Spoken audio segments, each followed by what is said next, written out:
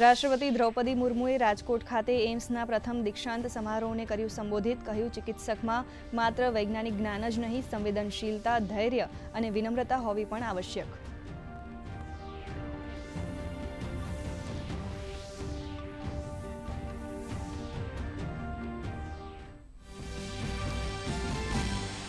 એમ્સના દીક્ષાંત સમારંભમાં રાજ્યપાલ આચાર્ય દેવવ્રતે વિદ્યાર્થીઓને આર્થિક રીતે જરૂરિયાતમંદ દર્દીઓની સેવા કરવાનો આપ્યો સંદેશ. સ્વાસ્થ્ય અને પરિવાર કલ્યાણ મંત્રી અનુપ્રિયા પટેલે ભાવિ આયુર્વેદિક ડોક્ટરને દર્દીઓ સાથે વિશ્વાસનો સેતુ બાંધવા માટે અસરકારક સંવાદ કેળવવા પર આપ્યો ભાર. દેશની સંસદ નવો ઇતિહાસ રચવાની નજીક. મહિલા અનામત પર પ્રધાનમંત્રી મોદીનો મહત્વનો સંદેશ. કહ્યું, દાયકાઓનો વિલંબ હવે સમાપ્ત. મહિલા અનામત માટે 16થી 18 એપ્રિલ નિર્ણાયક દિવસ. કહ્યું, લોકશાહીમાં મહિલાઓને હક અપાવવો એ સમયની માંગ.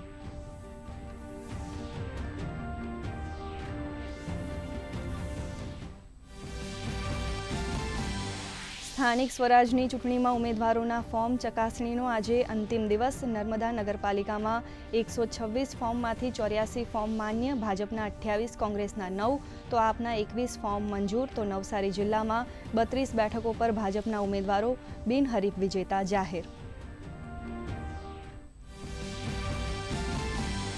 સુરત અને ગાંધીનગરના રાજકારણમાં ગરમાવો. સુરત વોર્ડ નંબર 12માં કોંગ્રેસને ફટકો. ઉમેદવાર ભૂપેન્દ્ર પટેલનું ફોર્મ રદ થતાં કોંગ્રેસની પેનલ ખંડિત. તો ગાંધીનગરમાં પલિયડ, પાનસર, સાંતેજ, સમો અને શેરીસામાં કોંગ્રેસ અપક્ષના 6 ફોર્મ રદ. રાજ્ય ચૂંટણી પંચે જાહેર કરી વિગત. સ્થાનિક સ્વરાજની ચૂંટણીમાં વિવિધ પક્ષોનો ઝંઝાવાતી પ્રચાર. ભાજપ પ્રદેશ પ્રમુખ જગદીશ વિશ્વકર્માએ દરેક બૂથમાં 100% મતદાન કરાવવા કાર્યકર્તાઓને કરી હાકલ. તો આપનો કોંગ્રેસને ટોણો. ગુજરાતમાં વર્ષોથી કોંગ્રેસ છતાં પણ ભાજપ આટલી બધી જગ્યાએથી બિનહરીફ કેમ?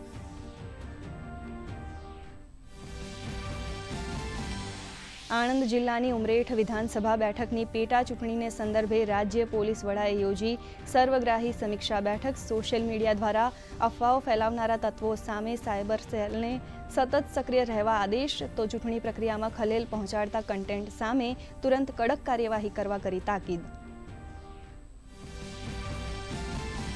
પશ્ચિમ એશિયા સંકટ વચ્ચે વલસાડના માછીમારોની સુરક્ષિત વતન વાપસી. કેન્દ્ર સરકારના પ્રયાસોથી ઈરાન સહિત ખાડી દેશોમાં ફસાયેલા 70થી વધુ ગુજરાતી માછીમારો સુરક્ષિત પરત ફર્યા. 1.5 મહિનાથી ફસાયેલા માછીમારો પરત આવતા પરિવારોમાં આનંદનું મોજું. માછીમારોએ સરકારનો માન્યો આભાર. આશા ભોસલેના રાજકીય સન્માન સાથે અંતિમ સંસ્કાર. પંચતત્વમાં વિલીન થયા સુર સામ્રાજ્ઞી. મુખ્યમંત્રી દેવેન્દ્ર ફડણવીસ અને બંને નાયબ મુખ્યમંત્રીએ અર્પણ કરી શ્રદ્ધાંજલિ. કલા જગતમાં ગમગીનીનો માહોલ.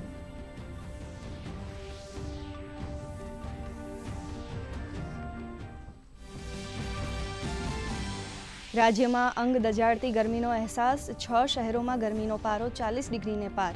42.4 ડિગ્રી સેલ્સિયસ મહત્તમ તાપમાન સાથે રાજકોટ સૌથી ગરમ શહેર. આજથી 15મી એપ્રિલ સુધી કચ્છમાં હીટવેવની આગાહી.